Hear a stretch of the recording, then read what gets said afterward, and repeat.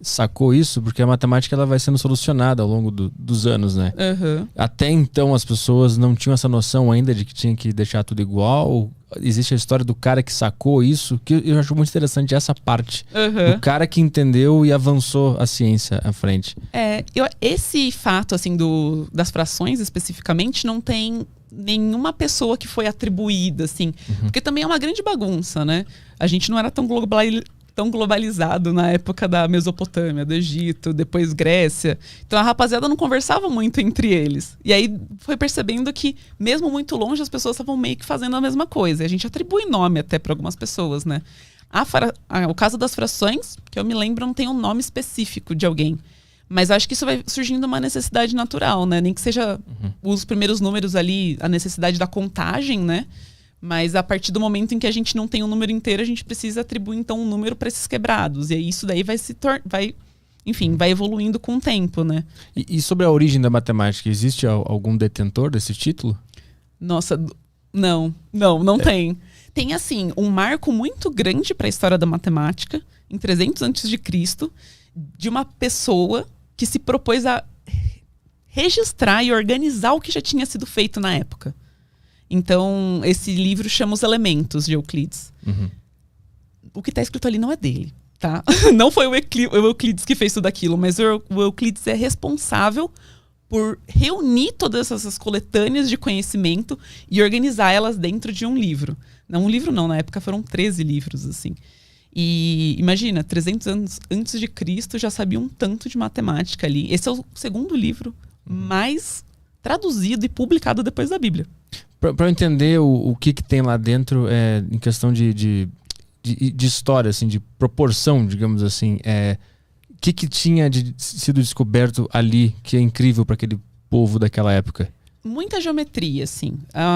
A matemática era muito vista como algo, ou eram números, ou era geometria. E aí tinha tanto o que eles viam como número em movimento, que isso daí ia ser levado para música, por exemplo. Então, a gente tem um número estático, vai ser a aritmética. Vai ser tudo que a gente sabe contar, somar, dividir. Esses são os números estáticos. Mas a partir do momento que o número anda em movimento, isso daí eles vão chamar de música. O que é andar em movimento?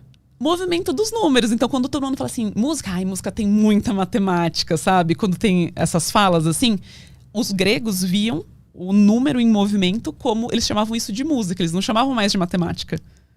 Mas como assim em movimento? Quando ele tem uma forma sonora, literalmente? Literalmente. Entendi. E quando a geometria ela é estática, ela é matemática. Mas para os gregos, quando ela gera movimento, ela vira astronomia. Então, tudo que eles vão estudar que tem formas e tem movimento são os astros. A gente vai ver planeta, estrela, galáxia e tudo mais.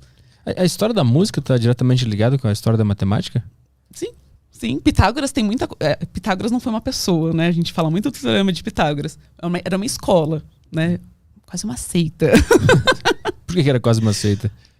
Porque tinha aquele limiar com a religião, o batismo, né? Os costumes dentro daquele ambiente, entendeu? Então era quase uma seita mesmo. E aí, as descobertas que aquele grupo fazia era da escola pitagórica. Mas a gente vem chamar depois de o Teorema de Pitágoras, que era essa escola. Mas aí a gente, sei lá, no imaginário eu acho que as pessoas associaram isso a uma pessoa. Mas era um grupo de pessoas, real oficial. E tudo isso que... de número parado, número em movimento, isso daí é o Trivium, que é basicamente a primeira organização de currículo de algo a ser estudado do Ocidente. É daí que parte o currículo, primeiros estudos de currículo, do que estuda, do que faz, é tudo dali, assim. Mas como é que é essa escola pitagórica que se fala? Como é que eles se relacionam com a música? Então, muito sobre partitura, sobre como é que... Enfim, eu não sou muito especialista da música, tá? Mas o que eu ouvi dizer nas ruas é que muito sobre partitura, sobre como as notas eram geradas, tudo isso daí foi muito Pitágoras que fez, assim. Tem todo um movimento com proporcionalidade, enfim, tem várias partes da matemática que explicam um tanto dessas coisas, assim.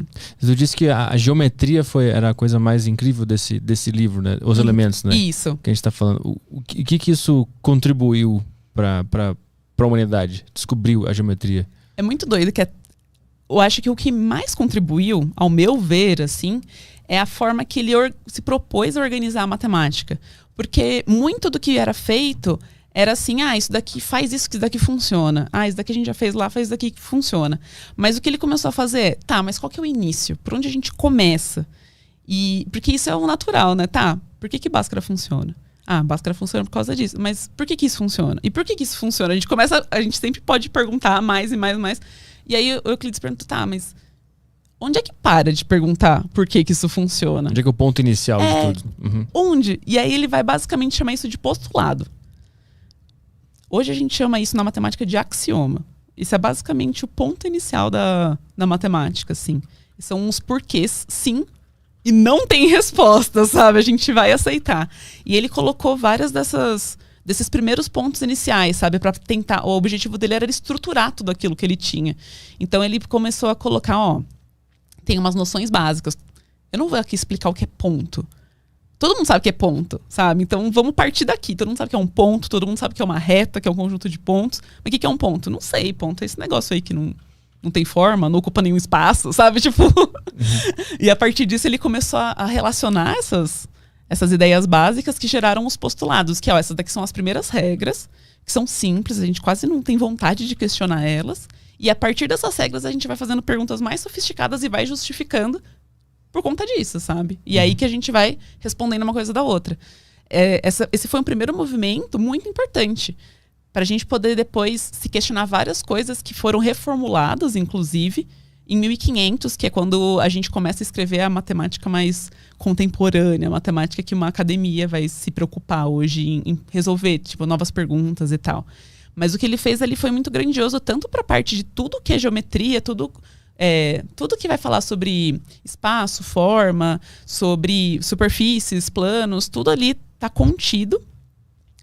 E isso vai influenciar na matemática de uma maneira geral, assim. A matemática, depois, isso transborda para as outras partes, né? Mas, ao meu ver, essa preocupação com onde começa foi o que o Euclides fez de mais genial naquele momento, assim. Ele organizou o que outras pessoas estavam aplicando